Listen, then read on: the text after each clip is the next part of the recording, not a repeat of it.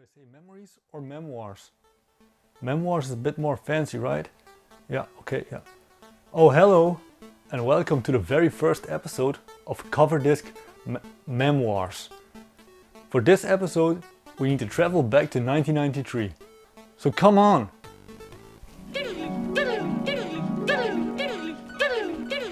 Oh, alright! And these guys were still cool back then. Okay, now follow me.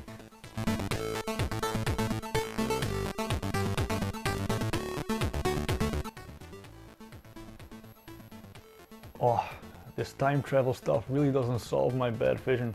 Wait, I'm getting too old for this. Oh, that's much better. So, January 1993. That was the month that I became 13 years old. But that is of course not why we're here today. That was also the month I bought my very first SD format magazine. Now I know this is pretty late in the lifespan of the magazine. Still, in 1993, the Atari ST meant everything to me. I was still 1.5 years away of buying my first PC. SD format was of course not the first magazine I bought. No, that would have been this guy over here. Dutch magazine Hoogspel, which is still my favorite magazine to date. But that's a whole other story. Now, SD format issue 42 was a pretty cool issue to start with. It had some great articles. The Atari Falcon rumor mill was going full force. A nice letter by Archer McLean explaining everything that was wrong with Atari. In 1993, we still had some big game releases and some bad ones. A super cool retrospective on the year 1992, but the coolest must have been the article of the 50 best SD games ever. I must have read this 1,000 times and drooled all over the screenshots. But of course the biggest treat for me were my very first cover discs. Now, Knife ST might have been a really cool program, but it was not of my interest. And the space shooter The Last Arcadian? Nah. Ozone, however, was the real surprise. You can see it right here. Oh, no, wait. Ah, that's much better. Ozone is a game with an interesting backstory. Creator Nick Harper completely programmed Ozone using STOS because he did not consider himself to be a good programmer. He finished the project during the summer after graduating from high school. It was always the intention for Ozone to be a commercial release. When showing demos to publishers, they were all very excited until they learned it was a STOS release. That's when they all backed out. After 3 years, SD format suddenly picked the game up, reviewed it and gave it a score of 92%. And another year later, in 1993, the game was added to the cover disc of SD format issue 42.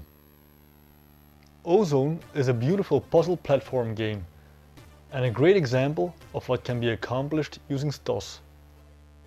So, if you want to learn more about the game Ozone or its creator Nick Harper, check out the detailed review and interview over at Atari Legend. I'll put the links in the description below. Also remember that you can download a full copy of SD format issue 42 over at our friends of Atari Mania.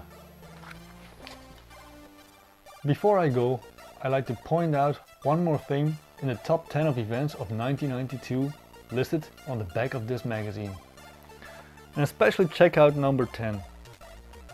Baywatch, or is it Baywatch, with the stunning Erika Eleniak.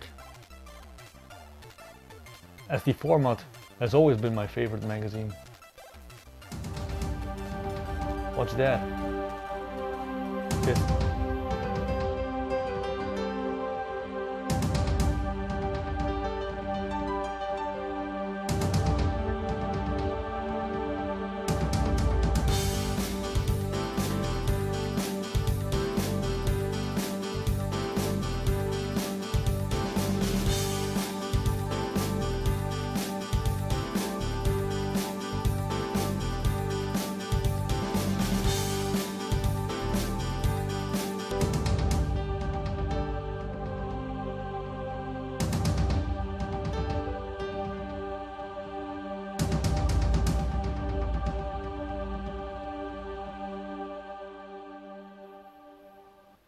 Before I go, I would like to point